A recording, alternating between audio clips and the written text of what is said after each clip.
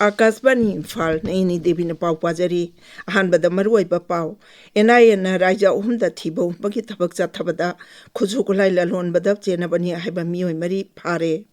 leibak asida phone amati computer sisen aduna cyber crime chathabagi thodok sing leptane hengalakli Reserve Bank of India na ngasi by monthly monetary policy lauthok lagani amasung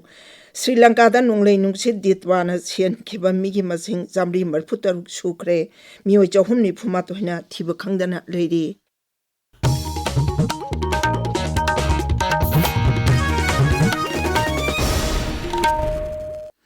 National Investigation Agency NIA na laukhatpa case hamaga mari leina na aine yadaba mawangda kuchu khulai lalon bada chenabani haiba mioi mari phare NIA gi kangbu amana Bihar Haryana amasung Uttar Pradesh ki tongan bajila singda thiba humbagi thabak chathabada mioi mari asi bhagat bangam khibani makhoidagi khuju kulai amadi sel yauna polom kaya phagat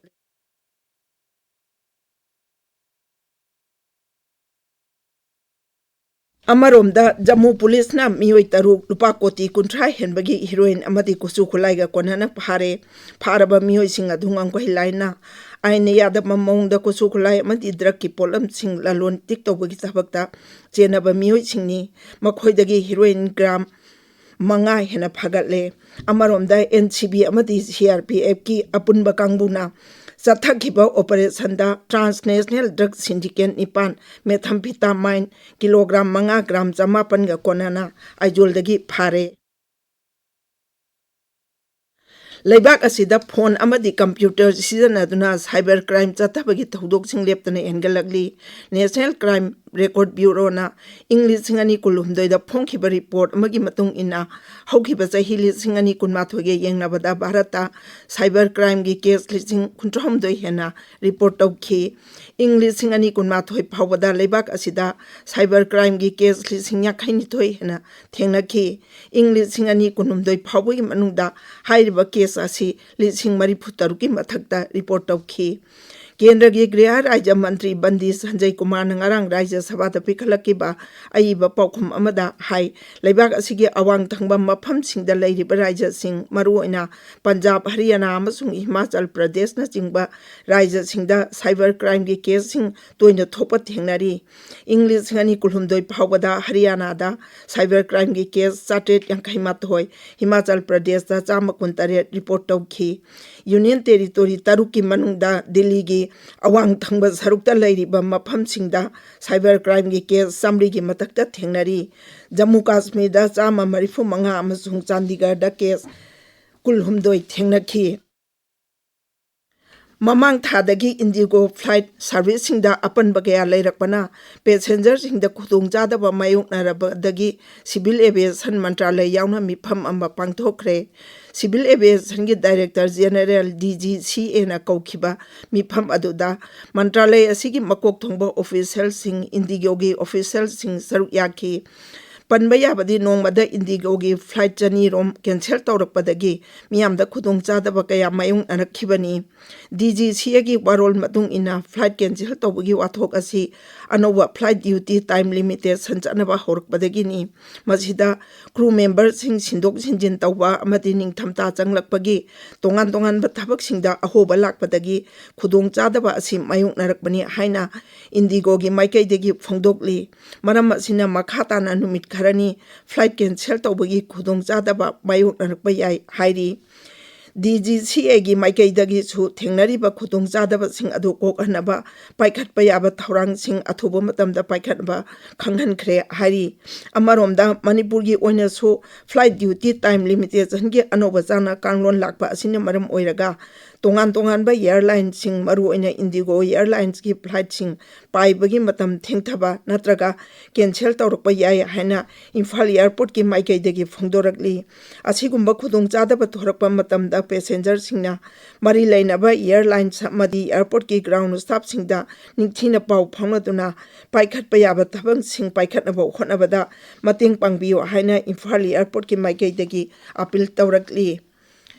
Kendra ki Shipping and Waterways Mantri Sarbanan Sonowalna Hairi Hokibasa Hikara Sida Wang Portlam si Laibak Asigi Chaukatpagi Maru Mapam Ama Oiri New Delhi the Pamising the Wangang Badam Antrina Hai Lamdam Asi Tongan by Hiram Singh Lambi Tong E Pau Paudok Pahuzin Yauna Tausil Tauram Kaya the Kumang Yang Zaukalakli Magna Hai Hokibasa Hitaramatoy Asida Lamdam Asi Laibak Asigi Chautok Sapam Oiba Mong the Zaukalakli Amadi Pibam Pagalagli Magna Hai Lamdam Asida Commercial Airport Semiconductor Railways Amadi Atai Hiram Kaya Singwa Chagat Pagi Tabak Leptana Paikalagli Hojik Paikaliba Project Sing Asina Manipur Nagaland Sikkim Amadi Meghalagi Konung Sing Samnahanba Ngamlagani Tabiriba Pawasi Kaspani Imphal Dagini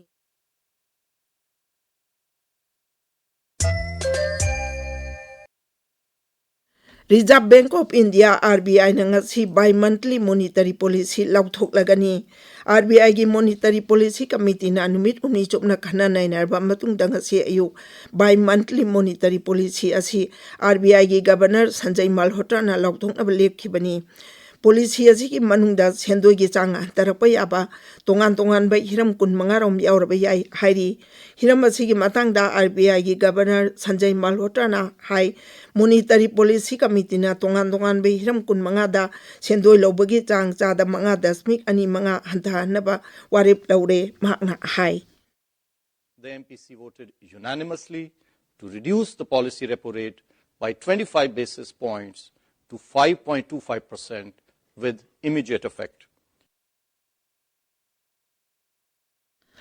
Kendra ki Griha Mantri Amit Shah Umit Umnigi Gujarat Khongchakta tongan bas akhwat thorang gi project sing sangagani ngasi mahangna Ahmedabad Swadeshi Jagaran Manjana Sinba Swadesh Usab Sri Amit Shah ana audokani mahaki khongchat manungda Gandhinagar Bhavatharar Banaskanta da chatkani masiki sumathakta Nabard amadi IANAI Art Summit lisingani kunmanga kuntarukta su saruk yagani Mantri na Gandhinagar da nauna saba railway overbridge amadi underbridge sports complex yauna tongan bas akhwat tawrangi project sing sangagani Sri Lanka da nonglei nuksit ditwana hen khiba migi masing samri mariputaruk sukre mioi jahum nipuma thoina thiba khangdana leiri Chairak asida nonglei nuksit ki awaba nanglaba leibak asida Bharat Atengbang gi polam leptan pibagi tabak chathari hojik phawada nonglei nuksit ditwana maram oiraga imung lising yangkhai mathoi henbagi mioi lak ama lising marphudra humphudra mathoi relief camp singda changjapam logduna leiri leibak asida thengnariba awaba asida mating pangbo ena Bharat na operation sagar bandhu hena paktok chokthok anduna khudaki oiba mateng singpinaba thorang tauri masigi su mathakta nonglei nungsi asina maram oiduna awaba taraba mioi sing yarlip tawbaga loinana hidak langthaki tengbang su leptana piri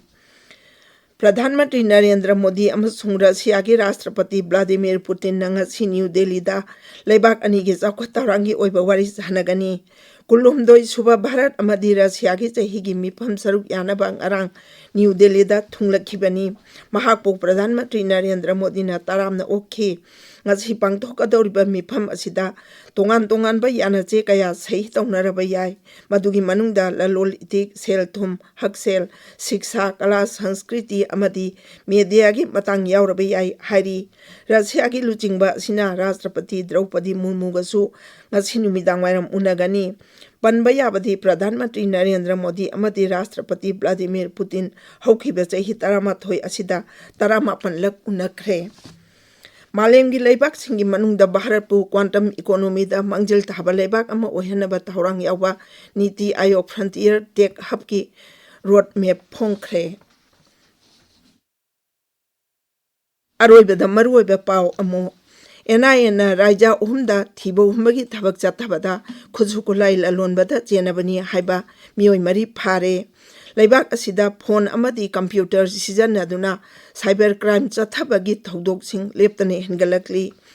Reserve Bank of India nang asi bi-monthly monetary policy lauthok lagani amasung Sri Lanka da nonglei nungsit ditwana sen khiba migi mesang